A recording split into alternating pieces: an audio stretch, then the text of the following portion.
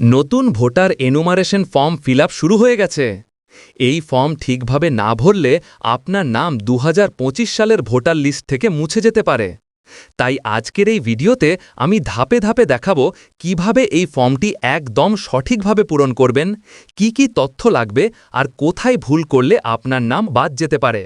পশ্চিমবঙ্গ নির্বাচন কমিশন ২০২৫ সালের চূড়ান্ত ভোটার তালিকার জন্য বিশেষ গণনা ভোটার এনুমারেশন পর্ব শুরু করতে চলেছে।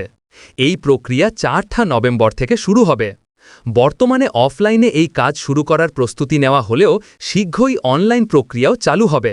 ২০২৫ সালের ভোটার তালিকায় যাদের নাম নথিভুক্ত আছে তাদের প্রত্যেককেই এই নতুন ফর্মটি পূরণ করতে হবে এবং এটি বাধ্যতামূলক।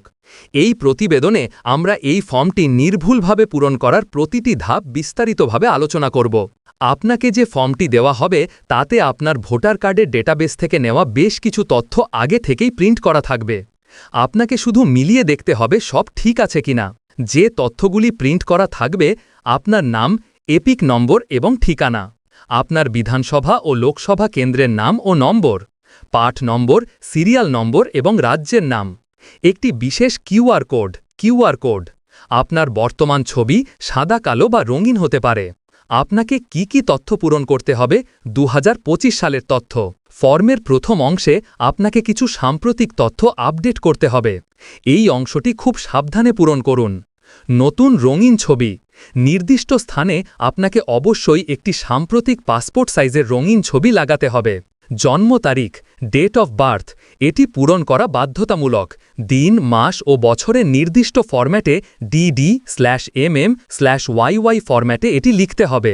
মোবাইল নম্বর, এটিও বাধ্যতামূলক। নির্বাচন সংক্রান্ত ভবিষ্যতের সমস্ত তথ্য ও ওটিপি আপনার এই নম্বরেই আসবে। আধার নম্বর, এটি ঐচ্ছিক, অপশনাল, আপনি চাইলে দিতে পারেন অথবা এই ঘরটি ফাঁকাও রাখতে পারেন। পিতা, মাতা, স্বামীর বিবরণ, আপনাকে পিতা বা অভিভাবকের নাম লিখতে হবে। তাদের এপিক নম্বর থাকলে উল্লেখ করতে পারেন, তবে তা বাধ্যতামূলক নয়।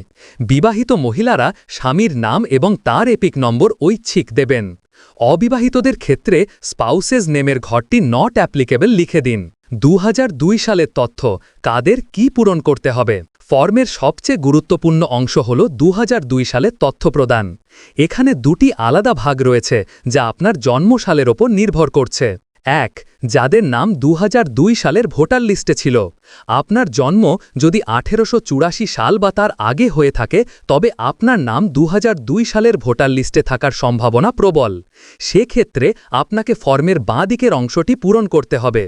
এখানে আপনাকে নিজের ২০০২ সালের তথ্য যেমন তৎকালীন নাম, এপিক নম্বর যদি থাকে, রিলেটিভের নাম সাধারণত পিতা এবং ২০০২ সালের ঠিকানা অনুযায়ী বিধানসভা, পাঠ নম্বর ও সিরিয়াল নম্বর উল্লেখ করতে হবে।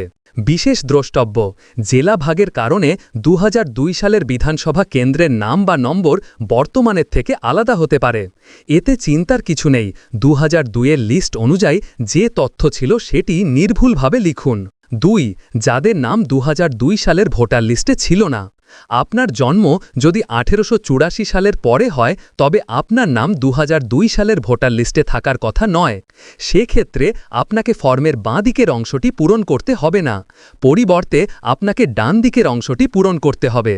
এই অংশে আপনাকে আপনার পরিবারের এমন একজন নিকট আত্মীয়ের বিবরণ দিতে হবে যার নাম ২০০২ সালের ভোটার লিস্টে ছিল। আপনি আপনার পিতা, মাতা, কাকা, কাকিমা বা অন্য কোনো নিকট আত্মীয়ের তথ্য দিতে পারেন।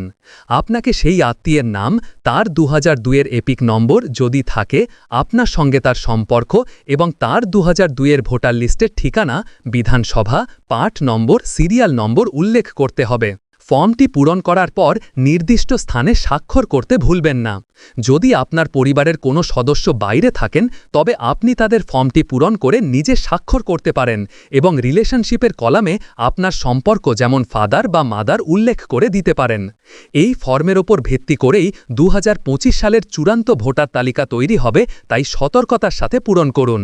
এই ভিডিওটা যদি আপনার কাছে লাগে তাহলে শেয়ার করুন যাতে অন্যরাও ভুল না করে।